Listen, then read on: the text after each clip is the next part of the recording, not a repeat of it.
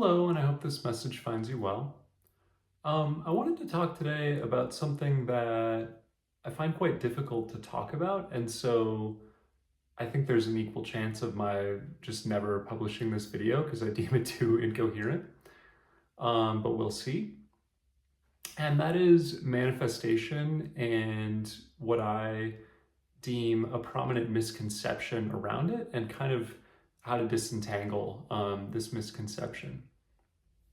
So when people talk about manifestation, they often frame it as though we can act as gods within reality, right? I think of, dream up a certain thing, and it manifests for me as though I have fabricated it in reality, as though I am reality's creator. And of course, this does function to some degree in reality, and yet there is a caveat, which is that our intentions for reality are always going to be colored by the unconscious thoughts in which we ourselves are immersed. That is to say, we have biases, we have prejudices that are encoded in us by reality, and what we manifest, even without our intending, is affected, influenced by these things. A different way of saying this is that it's impossible for us to step outside of reality. To inhabit the true position of God, to create things from a sort of tabula rasa, we would need to be outside reality, and by virtue of being subjective beings, human beings, we cannot.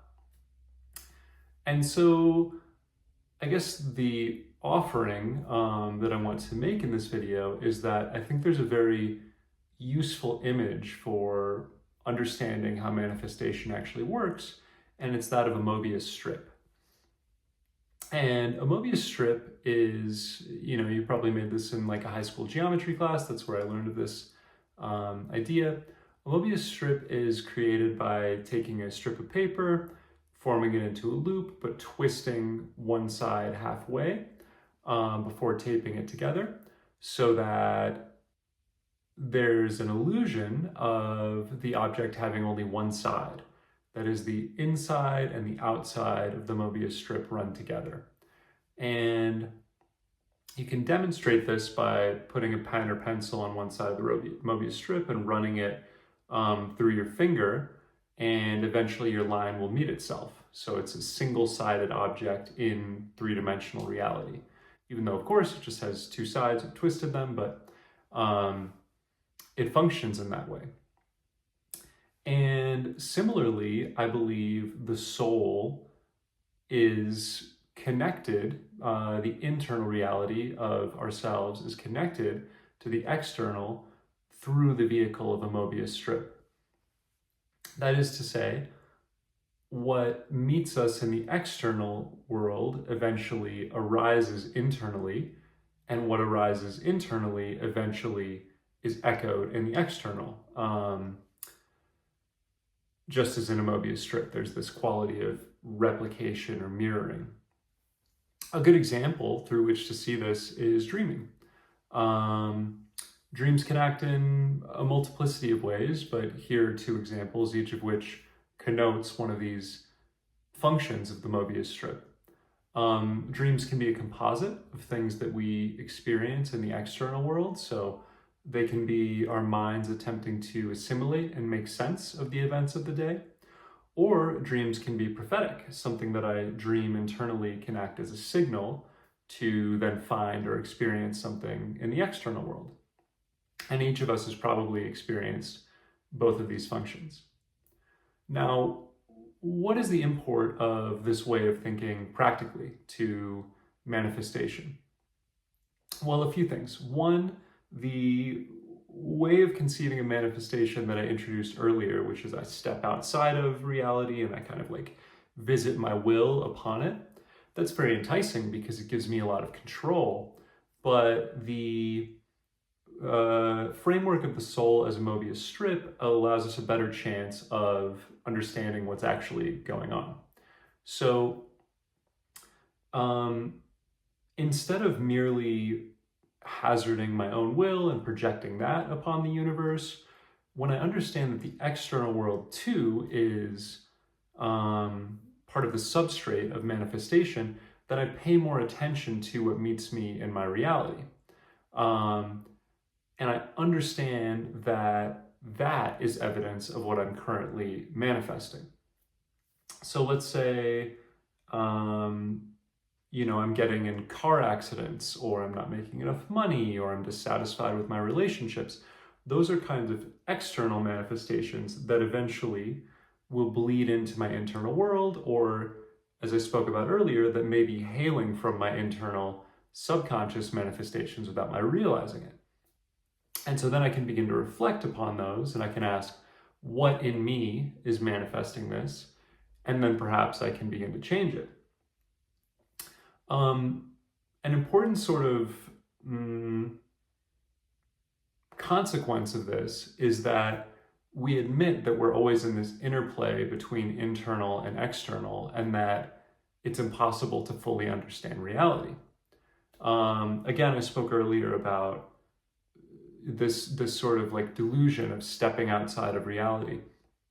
When we understand the concept of the mobius strip, we see that the best we can ever do is approximate what's going on in reality through the data that we gather.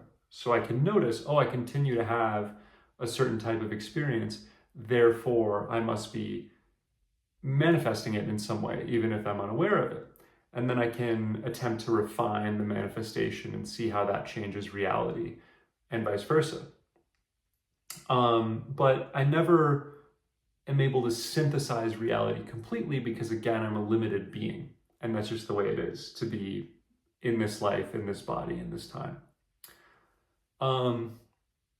Another thing I wanted to say on this topic, because I'm speaking about manifestation, is that the elements that constitute our world and of which we are manifested can be seen through many different lenses.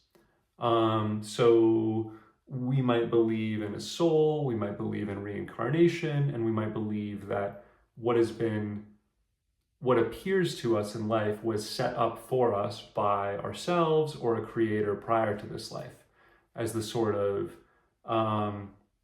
chapters or challenges of this particular manifestation, reincarnation. We might believe simply in cause and effect, that which is a sort of karmic notion as well. Like, I was mean to someone and then they came and beat me up later. There's the cause, there's the effect. That's the manifestation. We might think about history. We might think about layers like identity, growing up as a white person in this time, in this context, or, I'm a person of a different ethnicity in a different culture. And all of these are parts of how our reality manifests to us. And then again, through understanding it, we can kind of say yes or no internally to what's showing up, which helps us steer our ship in life. And those subtle and incremental moves along the Mobius strip, I would argue, are the only chance we actually have at freedom. I'm remembering there's a concept in sociology, which is something like conditional freedom or limited freedom. And this is very much what I'm talking about in this video. It's this idea that we can't step out of reality and control it completely, but we can expand our sphere of ignorance so that we better understand things, and then we can attempt to influence them from that vantage, with this duality of the Mobius strip. Another comparison, which it seems useful to me to make here for understanding, is the Matrix films, and I'm actually not talking about the first one, but 2 and 3. To me, Matrix numbers 2 and 3 are very much about control versus free will, and whether free will is an illusion. And ultimately, Neo is told by the Oracle and others, and he accepts it, that his fate in the Matrix is already inscribed, but his purpose is to understand and accept it. And that is the kind of manifestation that I believe we can have through this process of inquiry along the Mobius strip. We can better and more thoroughly harmonize with reality through understanding it. So it's not to say, oh, I want to be a billionaire and I want to invent a company and I'm going to manifest that. Because perhaps that's not my nature, perhaps that's not the condition of the manifestation into which I was born. And so even if I say that explicitly, there may be unconscious factors or there may be other elements of my world which prohibit it. Instead, perhaps the highest aspiration is to understand and embrace and shift with the reality into which I was born, such that I say yes to existence, say yes wholeheartedly, even if there's not the kind of control I might have longed for. It's a more humble project, and yet there's more liberty in it, paradoxically. Something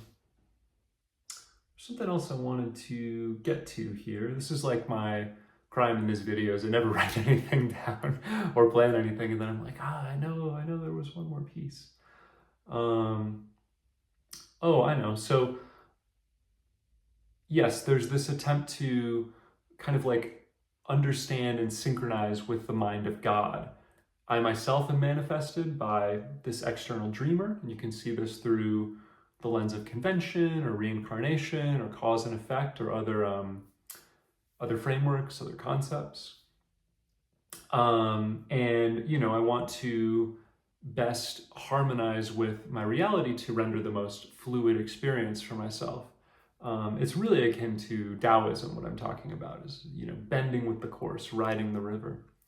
But there are two further aspects then to acknowledge. One is that reality itself is not static, instead it is shifting.